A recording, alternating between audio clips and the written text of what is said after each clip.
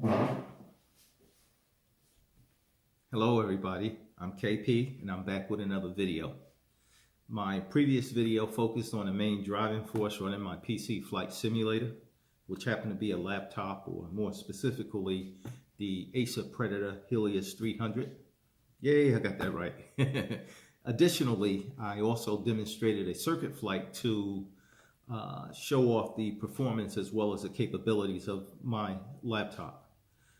Just a disclaimer, I'm not receiving any type of compensation from Acer for doing this. It just happened to be the mid-range laptop that I own, and I think it's a fairly good or decent machine to run PC flight simulation or other type of gaming programs as well.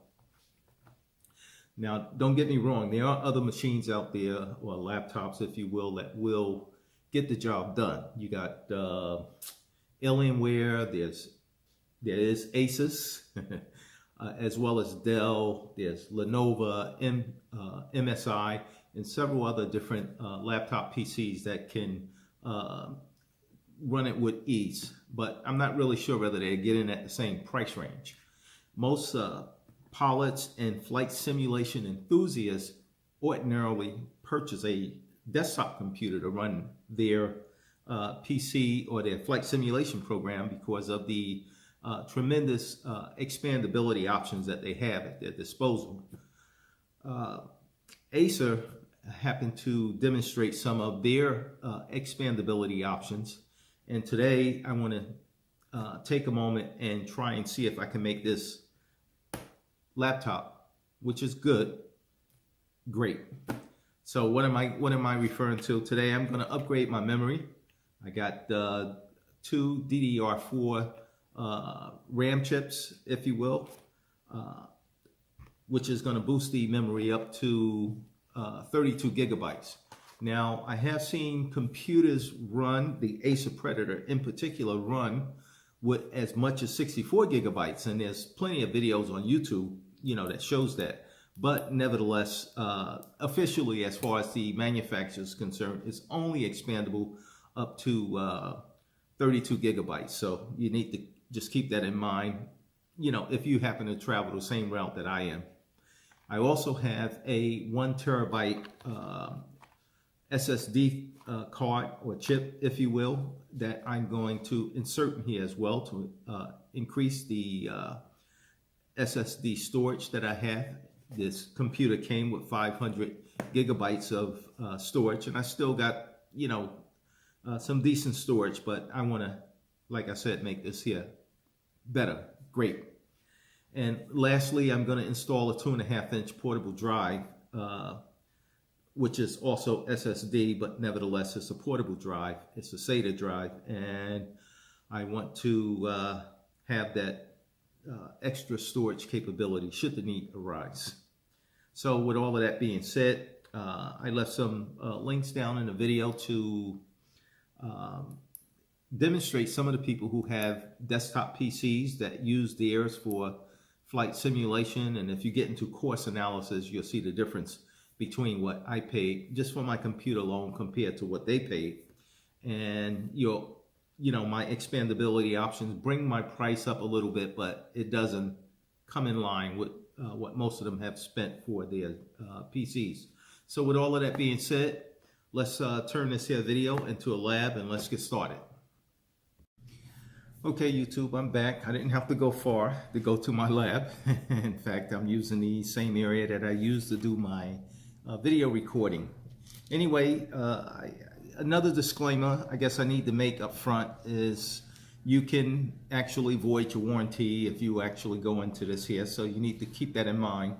My computer happened to be close to a year old, so I don't have an issue with actually opening it up. I have some experience with upgrading computer repair, so I'm going to start off. You may have me go in and out because I'm not going to keep you here and drag you through the whole process of me going through it. But I just want to illustrate what I'm doing here. I'm going to go on and take these screws out. If you count them, there's 1, 2, 3, 4, 5, 6, 7, 8, 9, 10. Looks like 11 screws. Okay, so you want to make sure that you're grounded. I happen to have a plate on the ground, or should I say on the floor, and you don't want to touch nothing that you don't necessarily need to. So I'm going to go on and take these screws out. So bear with me.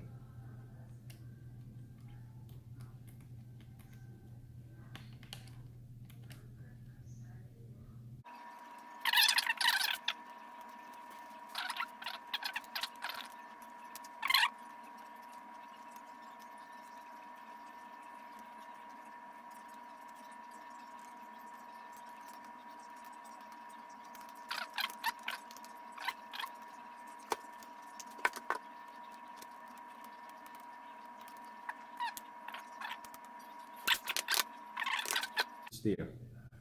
Okay, so we got the screws out. We're going to turn this around to the back because this is a very fragile thing. Okay, you want to make sure that you don't get yourself in a bind here, because if you break it, you might be out of a machine, or may have to pay some money to get it repaired. So I'm going to get the spudging tool in here. It doesn't want to work there.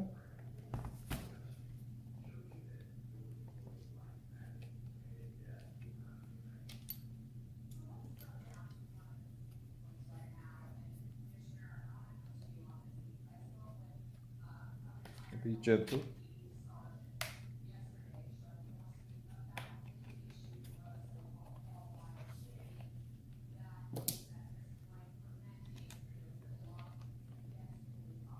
Gotta just open it up enough where you can get it in there.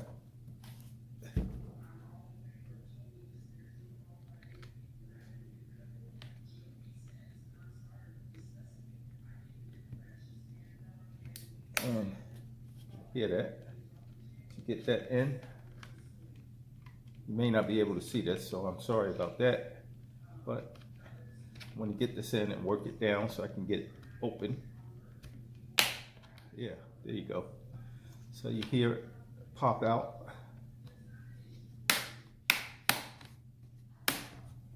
Okay. And you gotta be careful, because you don't want to put too much pressure on it. Okay, so I'm gonna lift it on the edges here. Gotta be careful with the sides, because the material is not the same all the way around.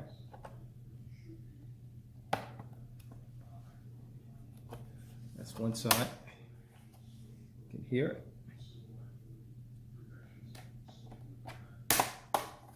And boom, there it is. Got it off. Just gonna set that over here. Don't have the shop space. I'm not doing it in the shop. But that's what it looks like once you get it open.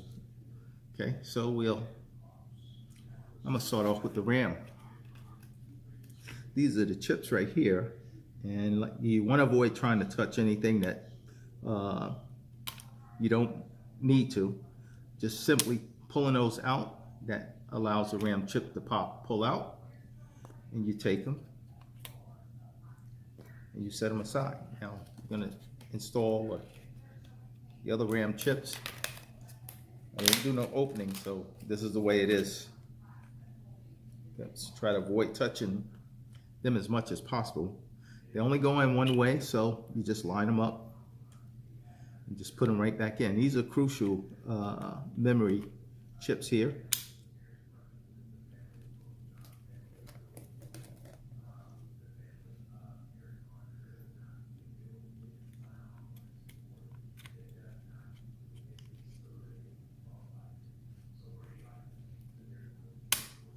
And there go to memory. There go to RAM. RAM chips are in. Use that to package those other two and send them off to you somewhere.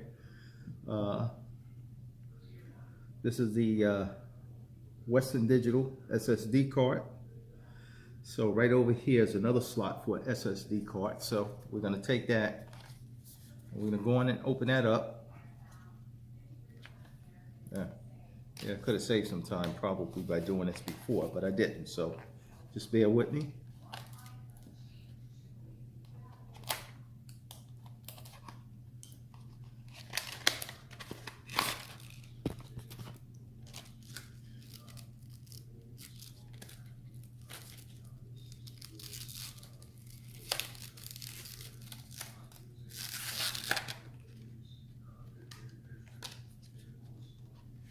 Okay, so here is a screw that you have to take up. It's just like this one over here, or you have to loosen up so the other one can get in there.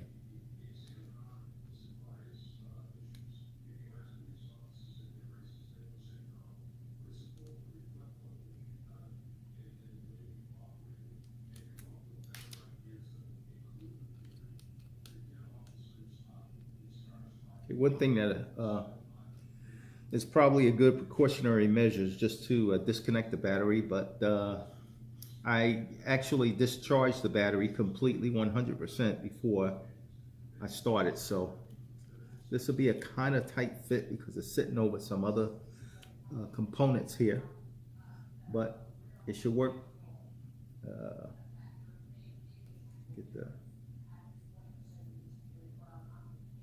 I will probably speed some of this up to just save you some of the endurance. Got that down. That's installed. Okay, and last but not least is going to be the SATA drive here. And I'm gonna go in and take this off. Got 1, 2, 3 screws holding the case down. Hopefully they came with, yeah, let me open up the box.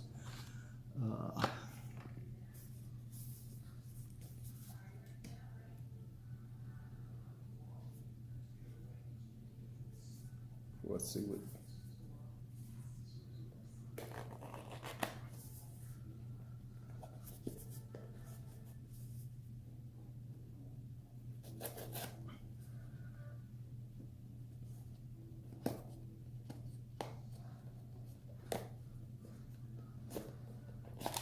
There we go. 2.5-inch portable. Something I didn't want to do.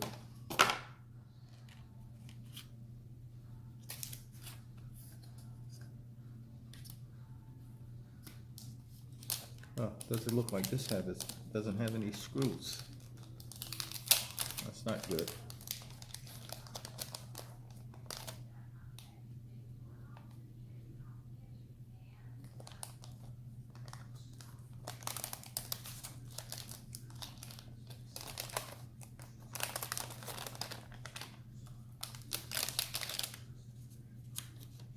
It doesn't have a cable. So much for that. In the box, ordinarily there's a cable. It depends, I guess it depends on the drive that you buy. I guess I have to purchase the cable and drive the cable separately because there's no cable that came with this. But it would ordinarily hook right into there. Well, that's strange. I guess they make the assumption that you already have one in there. Okay, well, I guess I have to call that short. Or send it back and get one that has a cable. I know Acer shipped with cables, some of the other ones, but this one in particular you might want to reconsider if you decide to go with SK Hynix. Doesn't include the hardware that you need to complete the installation. Excuse me, wasn't nothing in the box.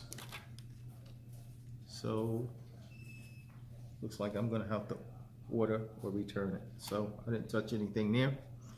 And in that case, it was a halfway complete. We'll get it back once we get the cable. So, I don't think there's nothing else to be done here. That's running, that's connected, that's connected. Wow, that's a disappointment.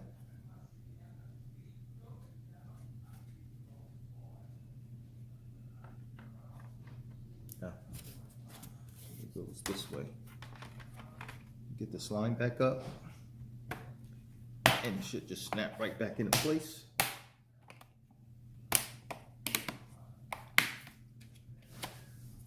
And watch the screen. You don't want to do any damage to the screen. You don't want to press too hard on it.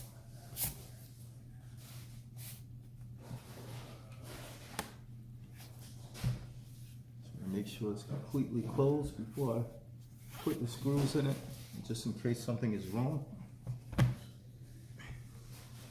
May need to, and it's not going to start because there's no power. So let me go on and get my cable, and I'll be right back. So, okay, I'm back. I'm going to go on and give it some power, and it'll take a little bit longer for it to reconfigure itself. I shouldn't have to go in and change the anything in the configuration itself, but we'll wait. We'll see.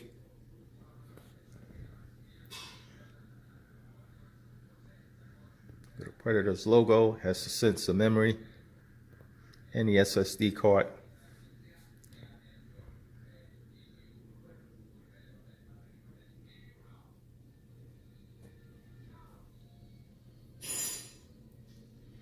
I'm gonna just turn this away while I punch in my password.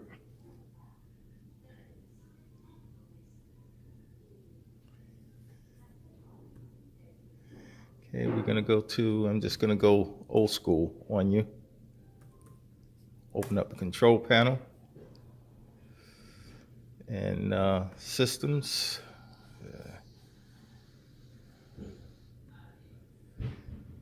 Expand this. View amount of memory. Okay, and there it is right there. You can see it. It's showing a 32 gigabyte upgrade. And I'm gonna go back home, that is. I'm still, like I said, old school, so let me go on back to here. We're gonna go down to create and format hard drives, and we should see, I'm gonna initialize this here one.